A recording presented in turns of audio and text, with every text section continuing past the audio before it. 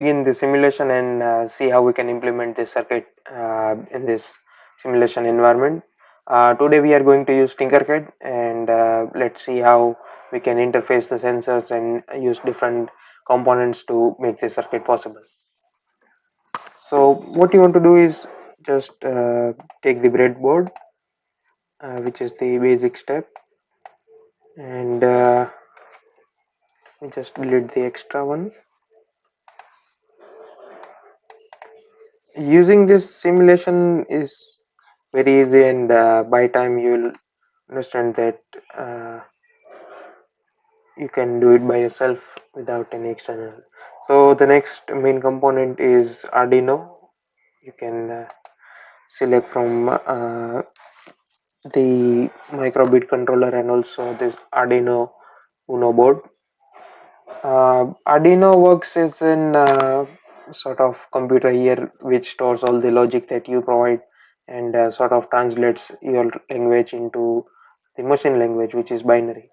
Uh, the chip that you are seeing here is 8 mega, and I guess it is 358, which has a 16 megahertz clock processor. So these are all technical details, but what it does is it converts and stores information that you have written in the form of a code, and it converts it to binary and sort of works as an intermediate to supply the logic that you have provided to the circuit.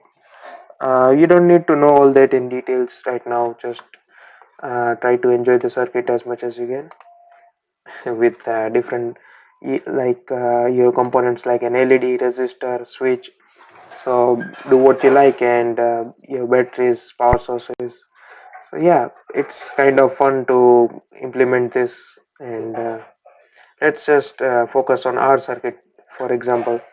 So to make the smart plant, we just need a few components, and those will be the soil moisture sensor.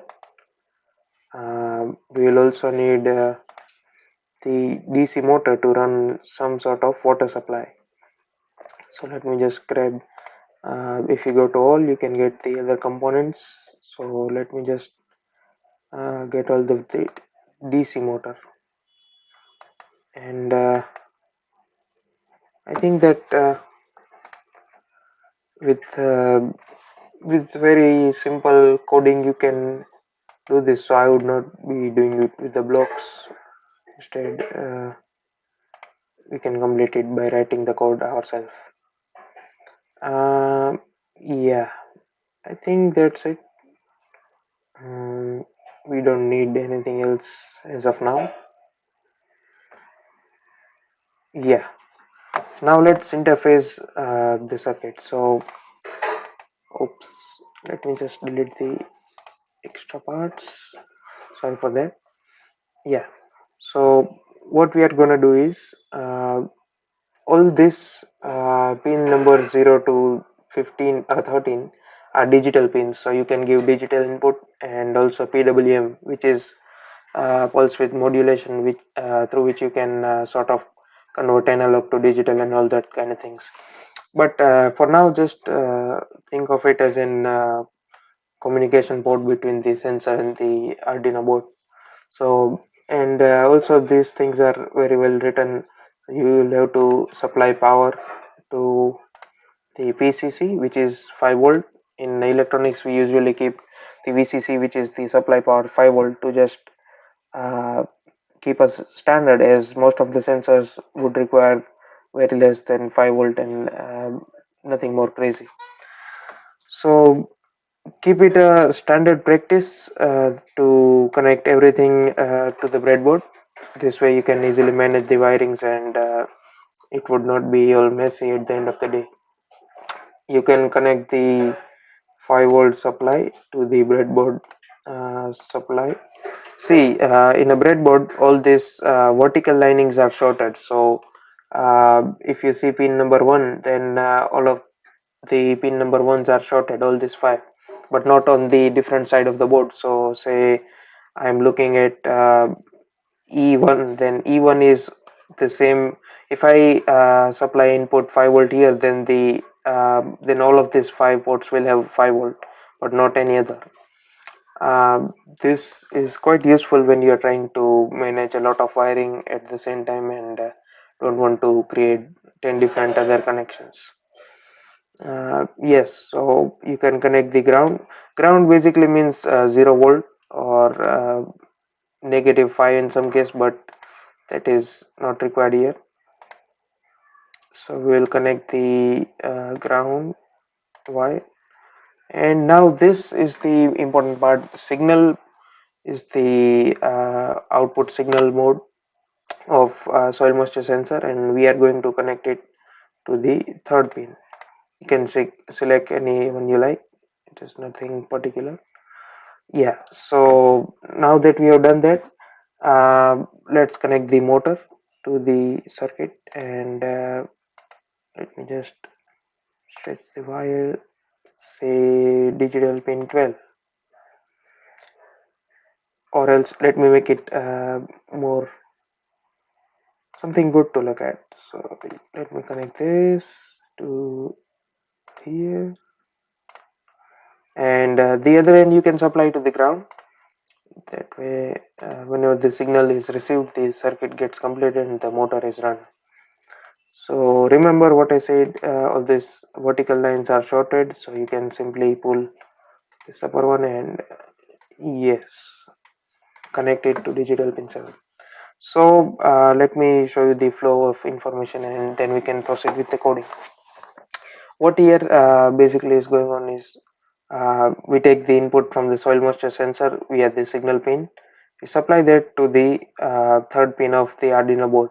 Now according to the code that we write, the board will detect the signal from third, read it, and accordingly interpret the signal and give the necessary output.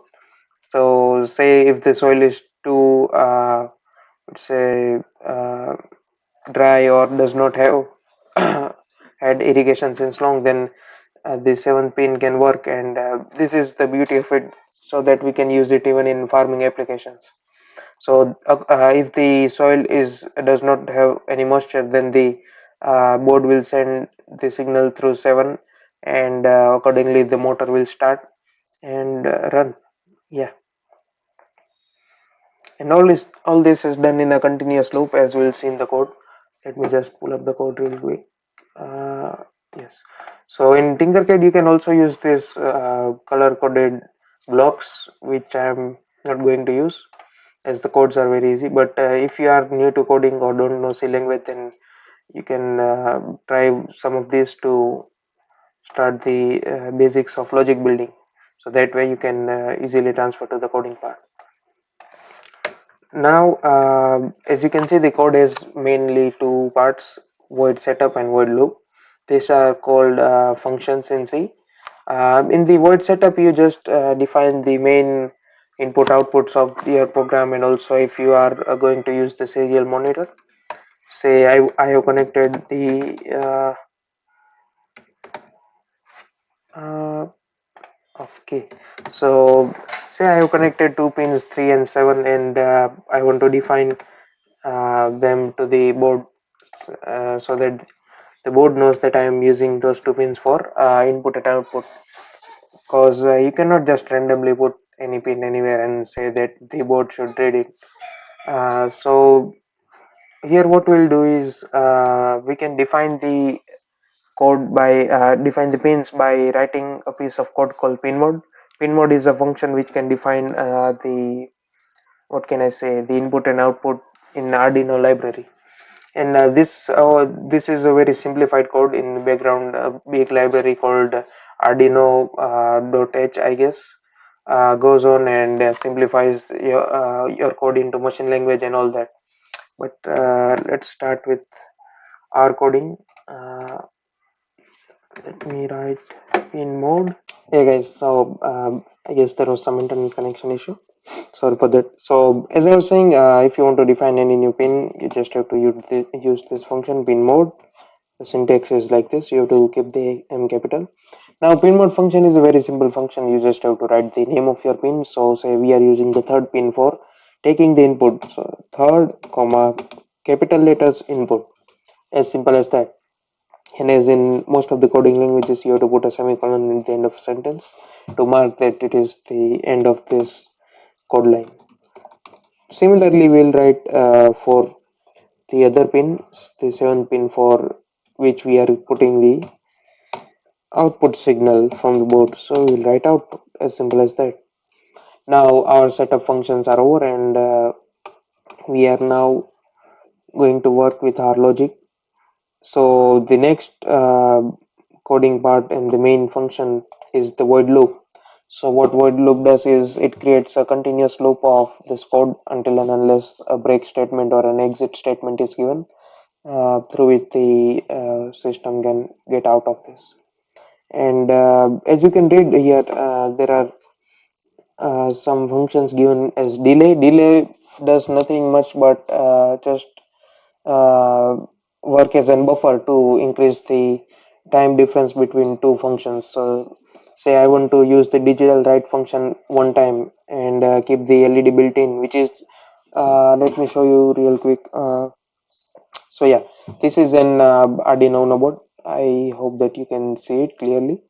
And there is an built-in LED for functions, so that you don't have to connect an LED every single time you want to test something. So yeah, see the L mark here, which is clearly labeled. You can see that is an built-in LED, and you can program your circuit to work with that. Uh, we are not going to use that LED right now, as we don't have any use for marking. But you can very well try that code, and maybe if you are trying to code, then try to make the LED blink and all the different applications. So what we are concerned with is reading the input signal. So digital read. Also, if you are aware with the standards of coding, you will have to declare a variable to store it. And if you are not, let me just say intx does nothing else than saying to the computer that x is an integer value, and it can store integer value. So you can uh, it is like introducing your friend to your another friend circle, or maybe your family, saying that they are very shy, and you can act accordingly with them, something like that. So x here is just a variable in which you can store the values, and we are going to digitally read the pin number 3. Now actually, a soil moisture sensor gives us analog output, and we have connected it to the digital pin, but it will still work because third pin is the PWM pin, which is pin with pulse width modulation mode. And what it does is that in signals which the frequency and the amplitude are continuously varying, it converts to varying signal in digital mode. So if I have a sine wave signal, it can convert it into a square wave signal. So in that way, I guess we don't have to use analog pins much, and most of the functions can be done with the digital pins. So instead of digital read, we are going to write analog read, although it is an digital port and say third pin. Now, as far as the moisture is concerned, we have we do not have the real data as of now. So to gain that, we will use two functions called serial begin, which is serial dot begin 9600, which is the baud rate. And don't worry, I'll tell you everything in detail what it is. So let me just write serial dot println x. So what this does is it is not so that every time we have an say display to show us what the circuit is doing. So for that we have a serial monitor in simulations, and we can use this serial monitor to understand uh, what is the output at least. So through this we can just know if I give condition, say I am writing 5, then what is the output from that function. And you can connect this with your maths, like I have given you an equation 2 plus x equal to y, then y is the serial monitor, and x is your input variable, so you can easily satisfy conditions by say, if you are inputting x equal to 3, then you are getting the serial monitor output as 5.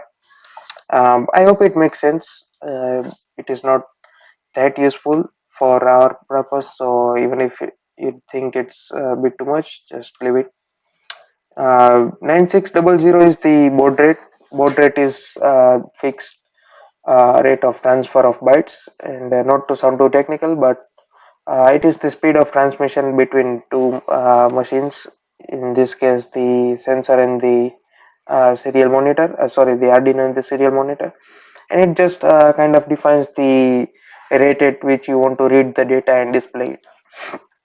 It is not much necessary, and yeah, I think that is pretty much what is required as of now. Let's just run the simulation, and I'm glad to see that the code does not have any errors. If the code has syntax error, then your simulation will indicate that in your coding area. Now to write the code, let me just do this. Okay, just a second.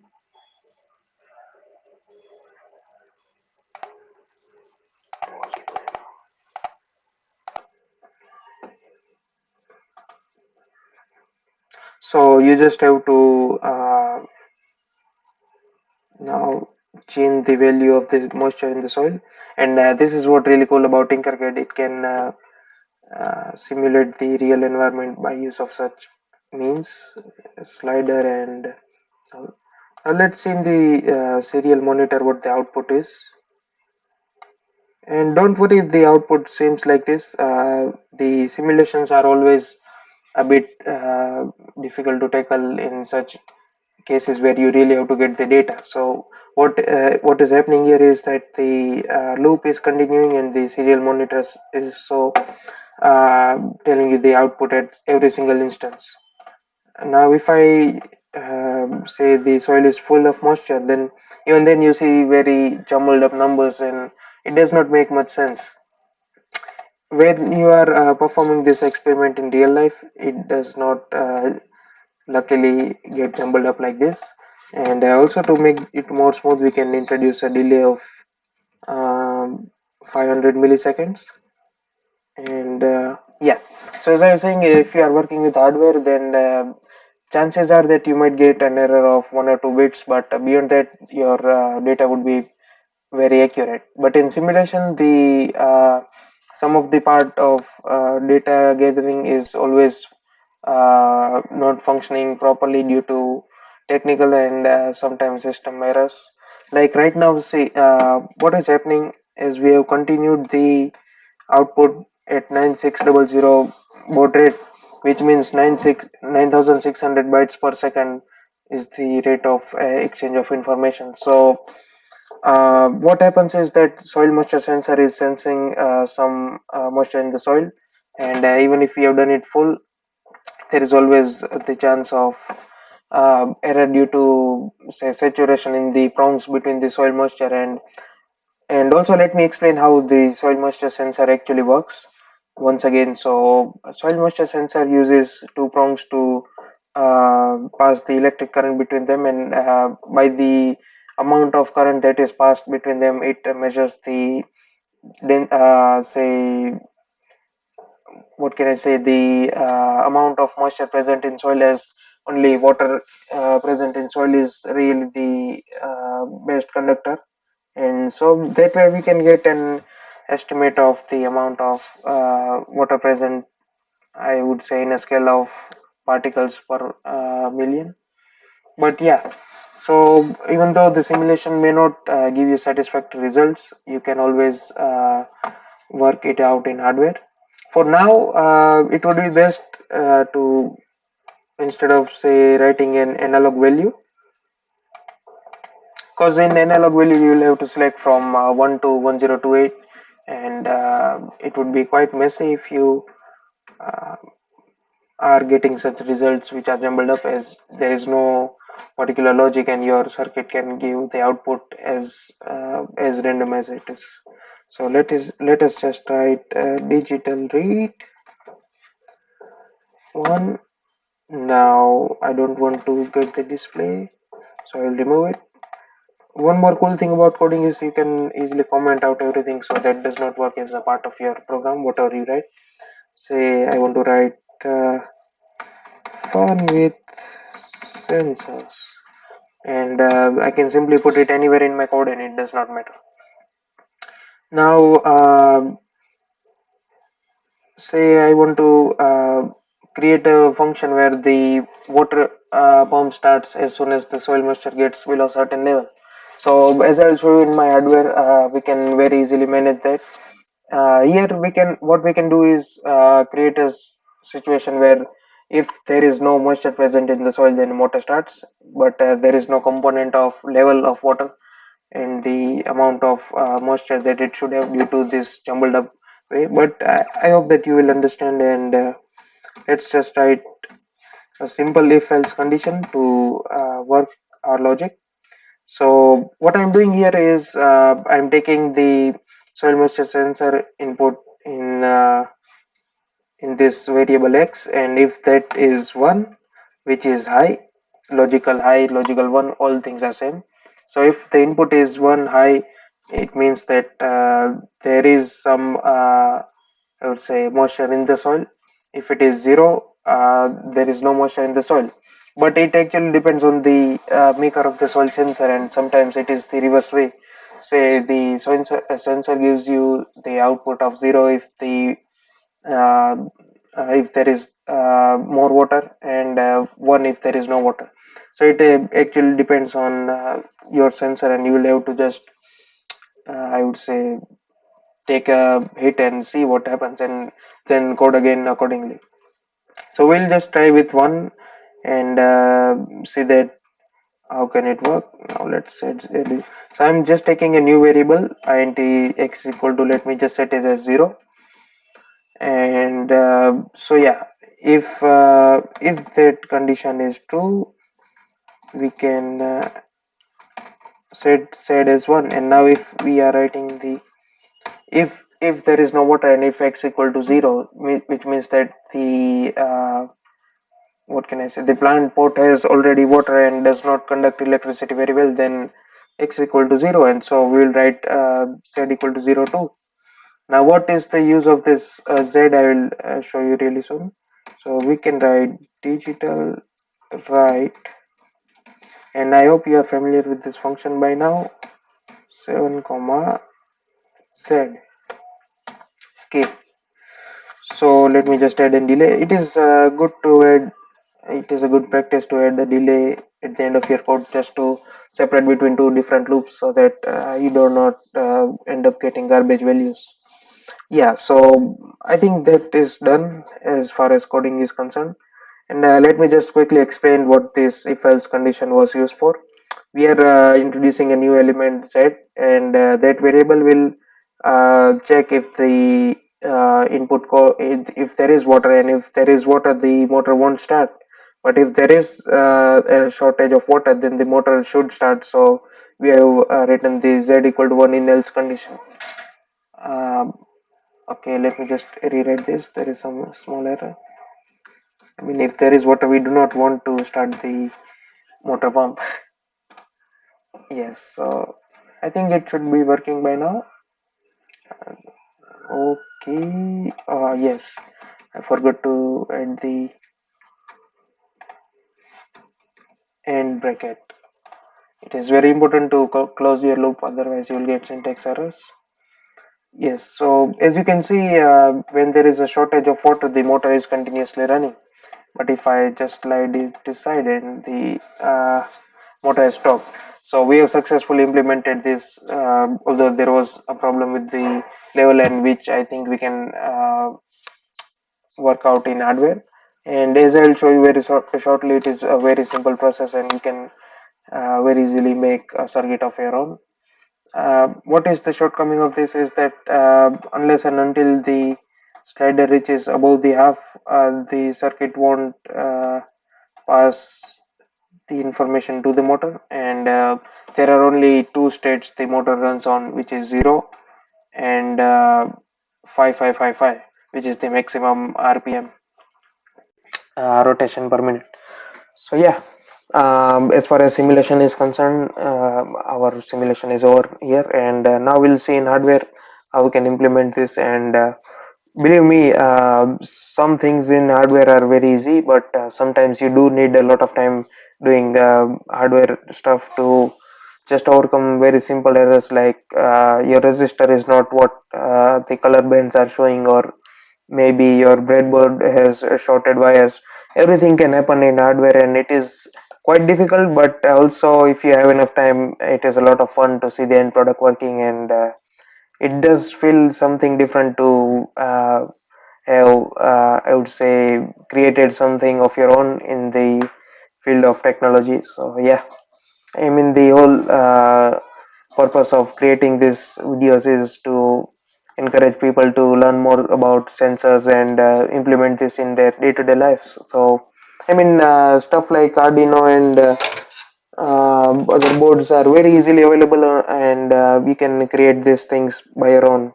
So, even the whole kit you can get, I guess, below $50. So, I mean, it is an interesting project, and you should take it if you are having the time and are interested in it. So yeah, enough of that simulation, and let's now start the hardware work. And I'm just displaying the